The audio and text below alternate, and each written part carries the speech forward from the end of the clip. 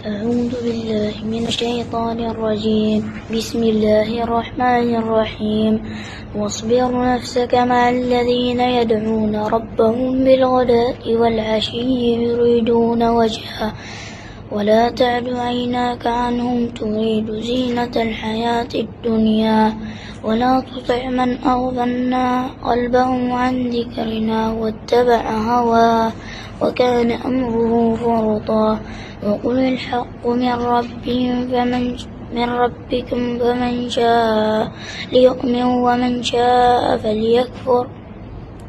إنا أعتدنا للظالمين نارا أحاط بهم سرادقها وإن يستغيثوا يغاثوا بماء كالمهل يسوي الوجه بئس الشراب وساءت مرتفقا.